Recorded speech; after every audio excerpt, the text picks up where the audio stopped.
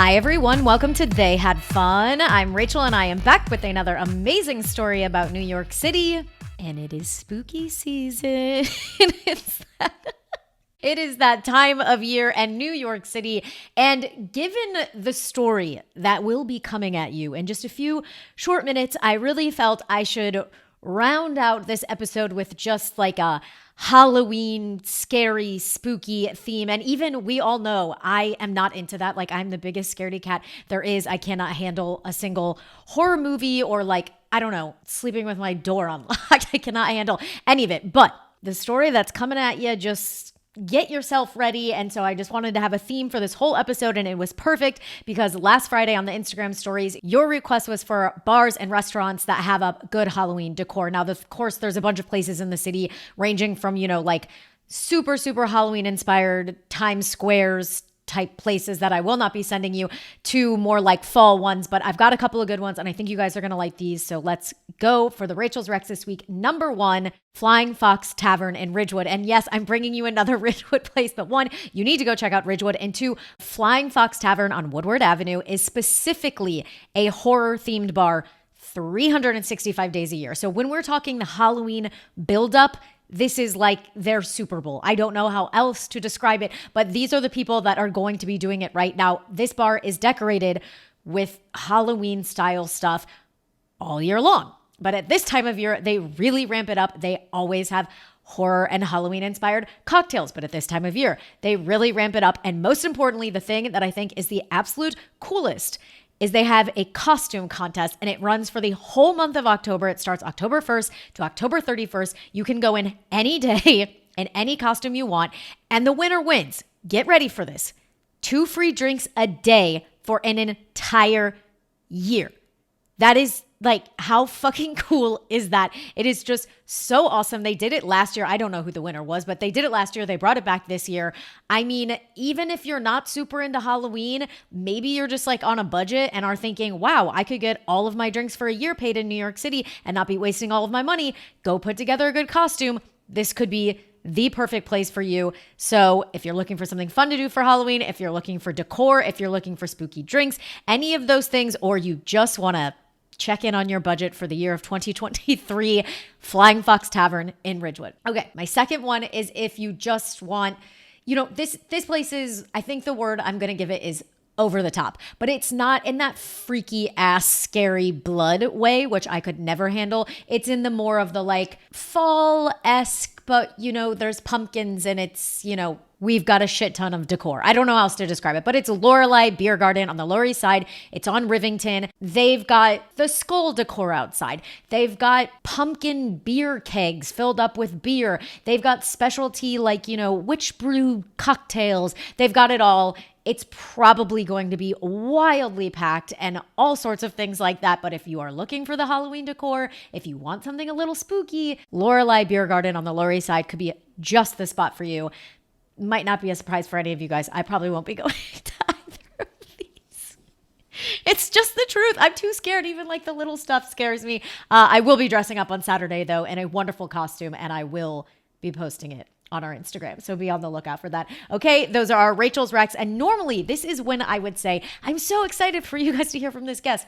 But I think the verb I'm going to use today is I am terrified for you guys to hear from this guest, and you will see why. I mean, I'm joking. She's absolutely amazing, incredible, and wonderful, just like every single guest I have. Let's get on to her titles here. Like most New Yorkers, she's got a bunch of them. She is a wine expert, first and foremost. She also happens to be the owner of an exceptional wine shop in Prospect Heights, Fermented Grapes. If you haven't been, what are you doing? You might run into me there at a wine tasting on a Friday. Most importantly in her list, and she has asked this to be the most important and final one, she is a lifelong New Yorker and she's not going anywhere. Please welcome to the show, Kilolo Strobert. Thank you so much for having me. I'm excited to be here. A little nervous because this is not centered on wine, that's new for me. Nothing to be nervous about here at They Had Fun. Yeah. It is all only focused on fun. So it's perfectly fine. And we can talk a bit about wine. Why not? It is your area of expertise. And as many of the listeners know, I am also obsessed with wine. Certainly not the level of expert that you are, but like we were saying, you own this incredible wine shop in Brooklyn. And most importantly, let's just point out, it is minority, it is female, it is Black owned, all these great things that you should go support this shop. Why don't we talk a bit about, as you were saying, you know about wine. Let's get into your illustrious wine career. Where did it start? Why do you keep doing it? What's your favorite wine? Anything you want to tell us? Oh, I mean, the first time I had proper champagne, I was 16. Ooh. It was fun. We were bartending for one of my closest friends' parents, like 40th birthday or something. And it was like martinis and champagne. And we were old enough, to European standards, not American, to be the bartenders. So we learned how to make the perfect martini. Damn, at 16? 16. And I have photo evidence of this, actually. Okay. We were serving Veuve Clicquot. That was my first like big time wine experience. Wow. But I've been in hospitality world, food and wine for about 25 years. I went to culinary school and I have degrees in food marketing. I was in food publishing. I've worked in hotels. I've worked in restaurants, sales on the street, walking around with those bags, trying to get people to buy wine, retail, obviously. And retail is where I really like to be. I like working in retail because, if you work in a French restaurant, the wine list is French. If you work in an Italian restaurant, the wine list is Italian. I sell wine and have tasted wine from Uruguay, from Argentina, from Georgia, and they're making some kick-ass stuff. So, yeah. Oh, am I allowed to curse? I forgot. Of course, it's New York City. We welcome all cursing and anything. That's what it's all about here. I mean, there's so many great things that you're saying here, and I think number one off the top of my head is that, like many New Yorkers we have on this show, you have a multitude of hyphenates after your name. And it's interesting. I mean, we know you've landed in a specific world that you are happy to be in, but to go through all of these different elements, like you were saying, you went to school for it. You worked in restaurants, you worked now retail. You did every single side. And I think it's so great that you've landed somewhere where you feel so happy. And I think that really comes through in the store. Like you were saying, you have a range of options. I know everyone who comes in there loves talking to you, loves talking to the staff. They give great recommendations. I can't say this enough. Make sure you go check out Fermented Grapes. The part that I find hilarious, because this is sort of a storytelling show and I love hearing those things. I mean, you were drinking Veuve Clicquot at age 16 and I was drinking wine coolers in a backyard. I was drinking Bartles and James too.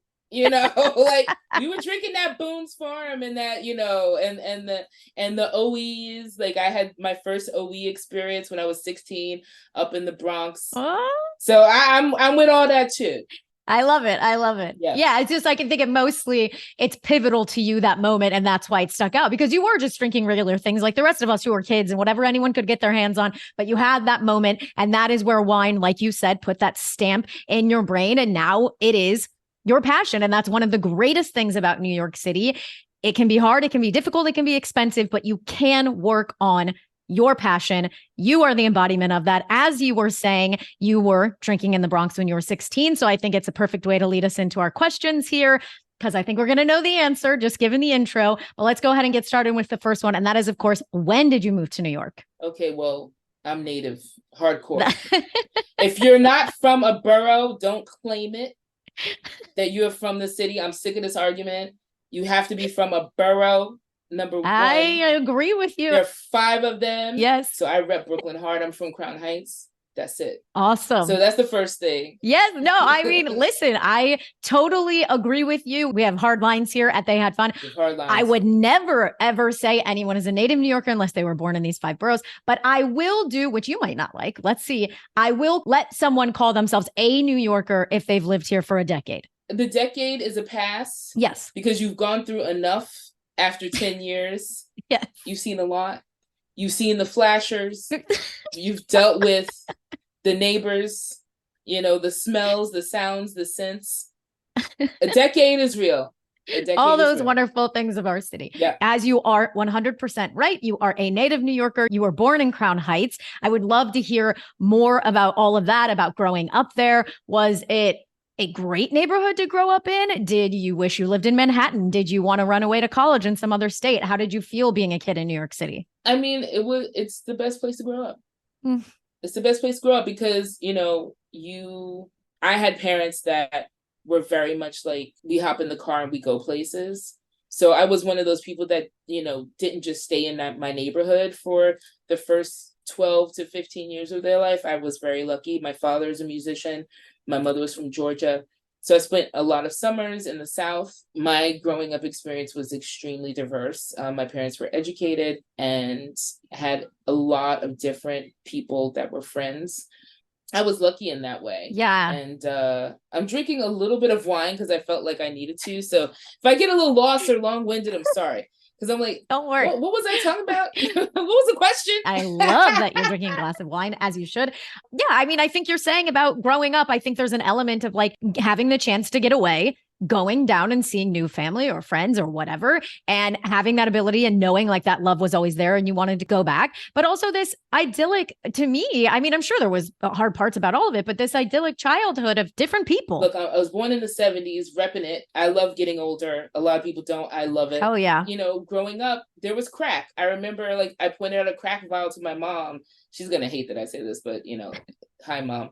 And she was like, what's that? I was like, that's a crack vial. Like I knew what crack was and she didn't, because we used to play in the park in Crown Heights and there were crack vials everywhere. Yeah. You knew certain blocks. Like you knew walking down Pacific, you walked down there during the daytime, not at nighttime. It was dangerous. It was fun. It was, you grow up with the concrete in your veins, as I say, when you're a native. Like you have the hustle mentality, you're born into it, that is unmatched, unrivaled, and you get shit done. Yeah, I mean, very much so. And I think it's important that you bring up stories like that, because for all of the saccharine I can bring to this show that I'm sure annoys the shit out of people, there are the realities of living in a city such as this. There are, all sorts of things, whether it's crack vials or if it's violence or whatever. And those are the things that we have understood as part of the bargain in living here. And there's no need ever to act as if they don't exist. It comes with part of the territory. Yeah. I also just think that right now in the world that we live in, there's so many things that overshadow all of the good.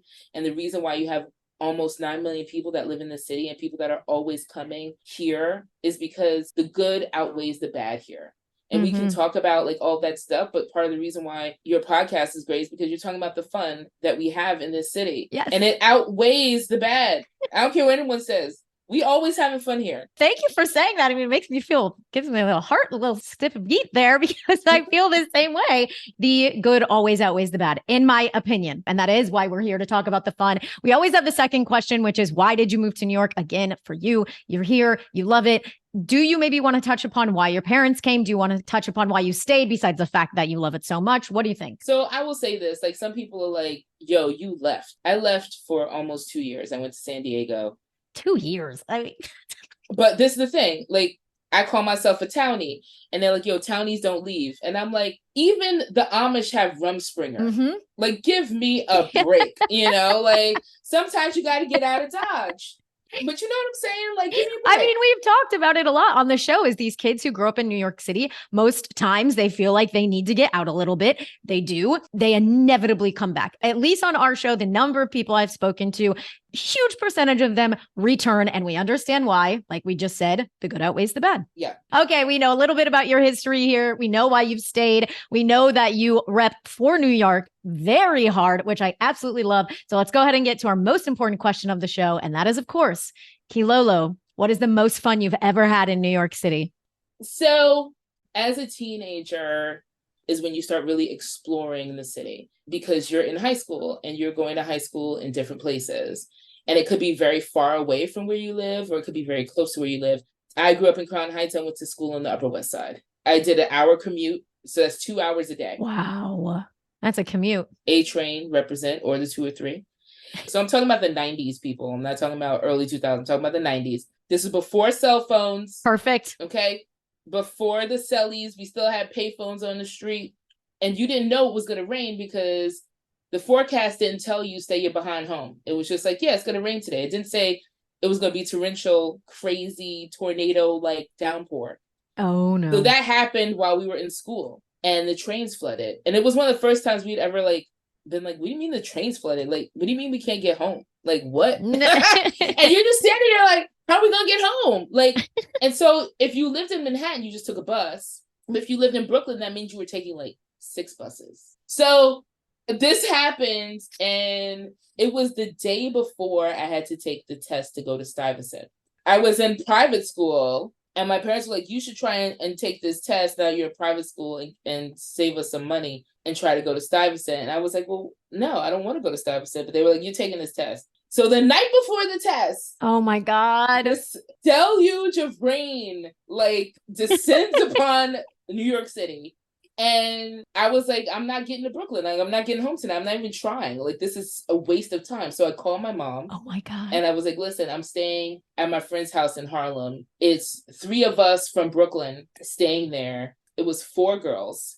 It's so funny because I want to say names. And every time I talk about these stories, I'm like, I cannot say names, but that's okay. Oh my God. We go up to Harlem. Wait, what'd your parents say? Were they just like, okay, make sure you do good on the test? No, and my father came. He came the next day to pick me up for the test. Okay. Suffice it to say, I failed. Okay. We'll jump that shark.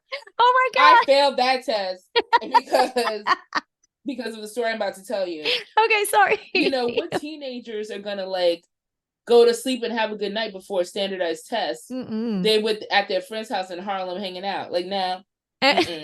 We go up to Harlem. We were like, yo, let's go get some Chinese food. So we went and we had Chinese food because I remember what I ate. I had chicken fingers and French fries with hot sauce, and it was great. I can't believe you remember that. Yeah. Well, I'm a food person, remember? So I remember. No, of course, but those are things I remember. But you know, it was $3.75. Yep. And so it was like such a stormy night. It was raining. It was dark out. It was horrible. But at that time in the 90s, Ouija boards were extremely popular. Extremely popular. Everyone got a Ouija board. We all had a Ouija board because we had this one girl that was super into them. And she had been playing with them for years with one of her best friends. I'm too much of a scaredy cat for that. Okay. I'm getting nervous. So we're at our friend's house and we light candles and we just finished the chicken wings and the French fries and the chicken and broccoli and the vegetable fried rice and all the fun stuff. And one of her friends was over who was older. He was in his 20s and he was a DJ. Oh. And he was super cool. We had hung out with him before, so we knew him. So it was 4 girls and 1 guy. And we're in our friend's bedroom and it's storming, like lightning, thunder, rain. Like it was wild. This is a movie. So we start playing with the Ouija board and we're asking like the silly teenage questions, like, who will I marry? And who does this person really like? And has this person gone to 3rd base? Like whatever the hell you're asking, dumbness. And it gets kind of like serious. We're kind of like, oh, we really feel the tug of the eye, that you move around. So eventually we're like, who's on the board? Like we ask the spirit who they are. And this part I kind of remember. The rest I really remember. But I think it spelled out grandma.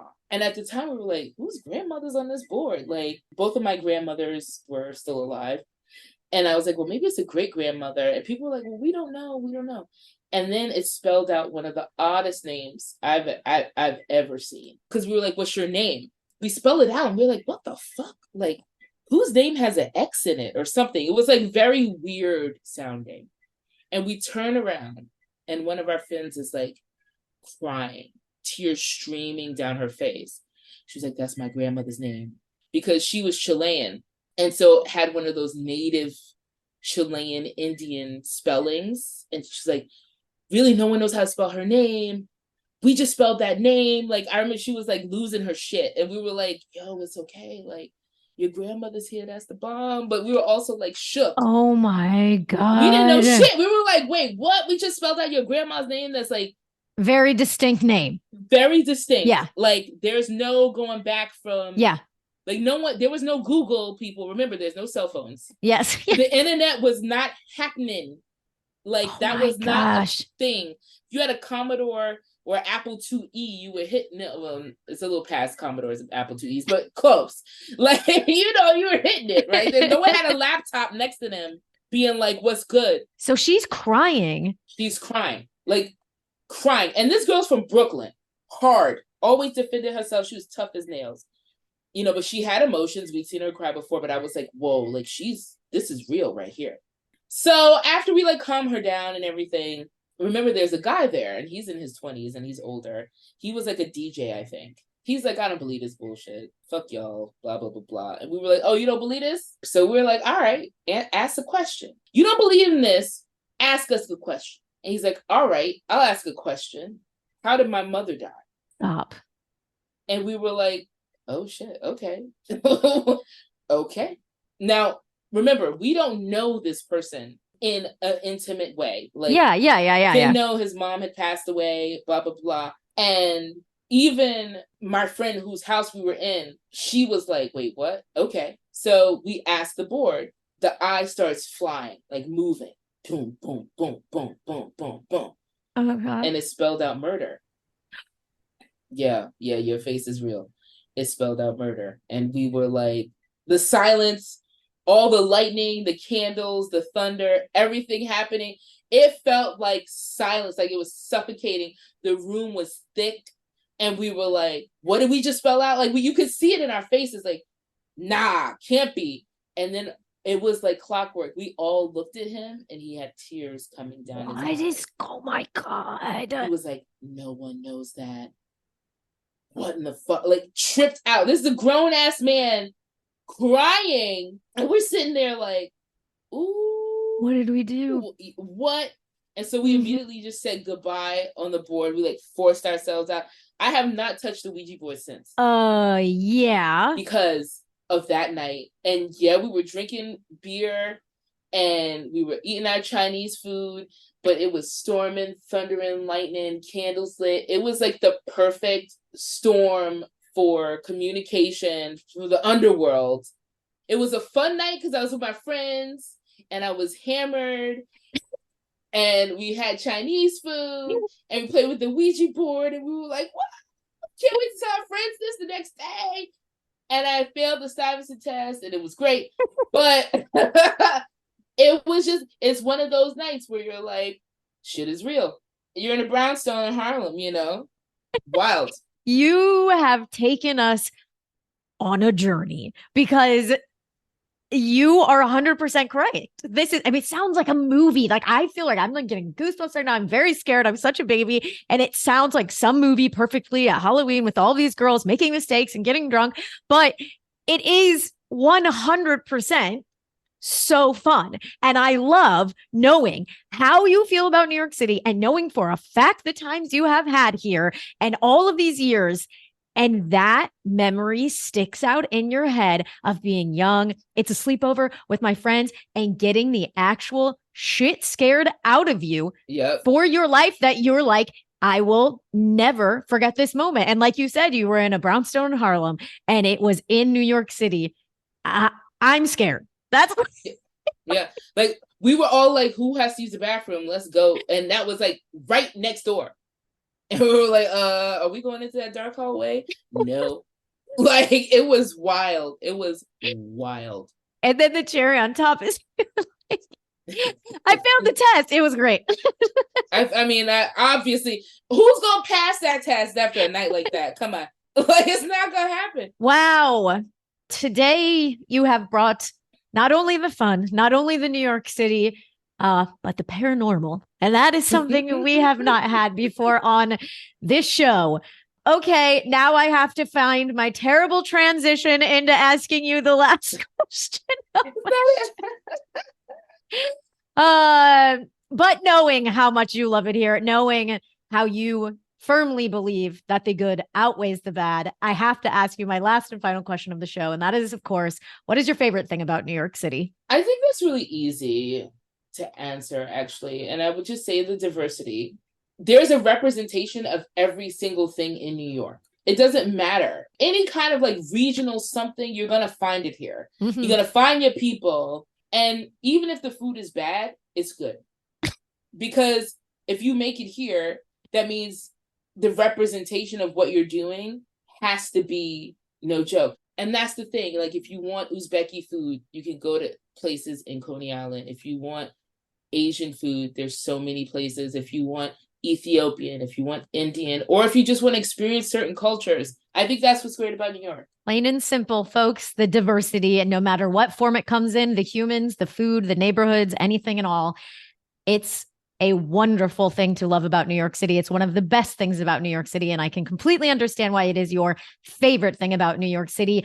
Kilolo, thank you for scaring the absolute shit out of me. We'll see if I can go to bed tonight, and for telling us all of your stories about New York City. But thank you so much for being on the show. I really, really, really love talking to you. I cannot wait to come into your store and drink some wine with you. Thank you so much. Yeah, we'll drink in the booth where we do tastings every Friday from 6 to 8. Come, have fun. We hang out. It's a good time. See you there in a few days. Sounds good to me. Sounds like a plan. Most of all, thanks, New York. They had fun.